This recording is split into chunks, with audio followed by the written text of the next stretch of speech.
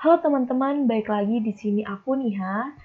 Aku ingin meng-share ke kalian mengenai praktikum modul ketiga mata kuliah IRP, yaitu modifikasi report invoice pada software Odoo. Nah, pada tutorial kali ini, aku ingin menjelaskan ke kalian sesuai dengan modul yang udah dikasih ke asisten lab pada saat praktikum. Sekarang coba kita lihat bagaimana modulnya ya. Gini, nih.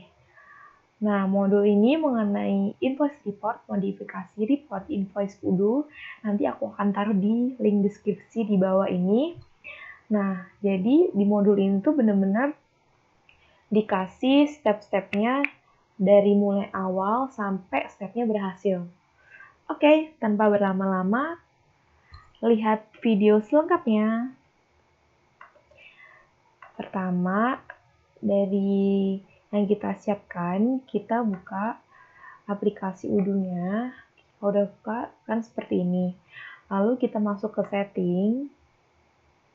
Nah, di sini untuk pertama kalinya, kita akan mengaktifkan dulu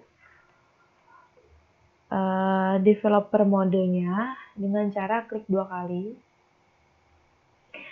Lalu setelah kita mengaktifkan developer modenya, kita akan menuju ke dokumen, yang mana di dokumen itu kita akan memasukkan folder.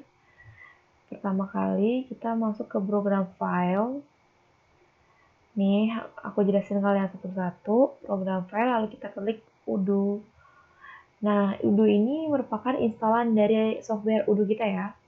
Lalu habis itu kita klik server. Lalu dari sini kita akan klik Odoo.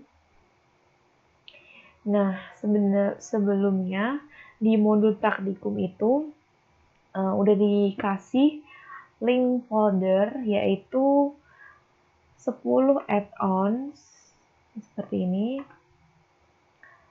Dikasih folder yaitu nih publish underscore add-ons underscore 10.0. Nah, ini tuh akan berguna untuk praktikum-praktikum selanjutnya. Jadi folder yang udah dikasih ini nanti tuh dia bakal digunakan terus. Nah, lalu kita akan mengcopy folder 10 underscore add-ons underscore template-nya itu ke dalam program file seperti ini. Nah, dari sini kita klik masuk ke add-ons. Sebelumnya aku udah melakukan copy folder tersebut, jadi aku langsung aja tunjukin ke kalian.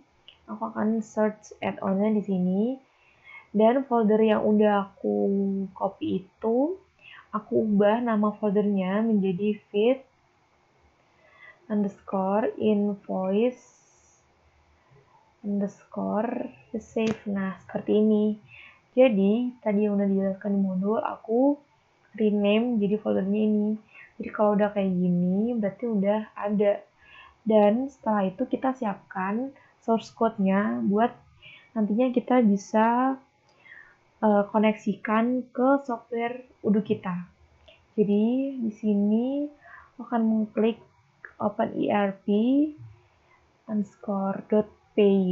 Nah, di sini kita akan masukkan source code-nya, dan source code-nya itu perlu kalian camkan kalau jangan ada error di bagian source code ini, karena kalau misalkan ada salah misalkan syntax error gitu-gitu, itu nggak akan bisa ke-connect ke Odoo kita. Jadi benar-benar diperhatikan penulisannya. Dan source code-nya ini kita tinggal ngikutin aja modulnya yang udah ada di modul. Contohnya kayak gini. Nah, jadi dipastikan lagi kita harus tulis source code-nya dengan teliti ya. Lalu di sini kita buat file invoice.xml. Buka di sini di folder report invoice.xml. Ini sebelumnya belum ada, jadi kita buat sendiri, kita buat file source code-nya sendiri, lalu nge-save dengan nama invoice.xml. Dan apa isinya? Isinya tuh seperti ini. Nah, kayak gini ya.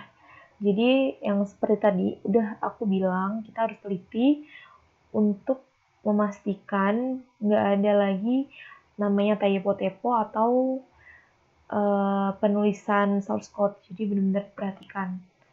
Lalu abis itu kita save, kan melakukan save as, nah dengan nama invoice.xml, kayak gitu. Nih, karena udah ada, aku replace aja. Nah, lalu dari situ kita masuk lagi ke Odoo, dikasih Odoo kita. Nah, dari sini kita klik ke bagian tab apps. Nah, di sini aku akan update apps listnya biar semua yang udah kita tadi buat itu dapat terkonek. Nah, oke, setelah connect. Nah, di modul ini pun benar-benar udah dicantumkan apa aja tahapan-tahapan selanjutnya. Nah, tadi kan kita udah buat source code-nya, udah buat folder fit_invoice_receipt. Nah, di sini aku akan nampilin modul yang telah kita buat sebelumnya untuk dapat ditampilkan di software Odoo. Langsung aja di sini aku akan klik nama folder yang udah aku buat tadi, invoice receipt. Nah, jadi sebelumnya karena aku udah pernah buat, di sini tuh udah ada tandanya kalau aku udah pernah install. Jadi untuk kalian yang baru itu pasti kalian suruh install dulu karena aku udah pernah buat, jadi aku tinggal ngupgrade aja kayak gini. Nah, ini nunggu dulu. Jadi kalau udah, dia tuh akan terupdate gitu yang udah pernah aku buat tadi sebelumnya, kayak source code, kayak folder-folder itu. Nah, lalu kalau udah, kita akan masuk ke tabs accounting kayak gini. Bentar, jadi dia melakukan upgrade terlebih dahulu. Oh iya, biasanya Odoo ini memang prosesnya agak lama. Mungkin karena tergantung dari kapasitas laptop atau OS mungkin. Karena biasanya itu nggak tentu juga. Kadang laptop yang punya kapasitas bagus juga mengalami proses yang lama untuk aplikasi Odoo. Nah, udah kayak gini, kita langsung klik tab accounting. Nah, di sini aku ingin melakukan ngeprintan, tapi sebelum itu aku harus buat dulu informasi apa yang ingin aku print nantinya. Di sini aku akan klik. Nah, udah.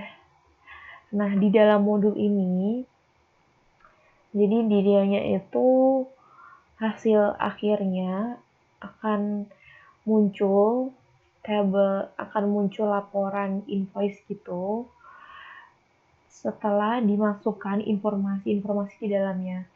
Jadi kita kalau udah nanti akan berhasil dan itu akan ke download hasilnya. Oke, sekarang kita coba ya. Klik customer invoice. Ntar, dah dari customer invoice itu aku udah pernah buat. Jadi di sini aku mau buat dulu. Ini kayak gini. Ini tuh informasi yang udah pernah aku buat. Jadi kayak ada nama customer, payment terms, produk-produknya udah pernah aku buat sebelumnya, dan di sini aku akan langsung nunjukin ke kalian bagaimana kalau aku udah melakukan klik print, lalu aku munculin ke kalian untuk tab perintah receipt-nya. Coba ya.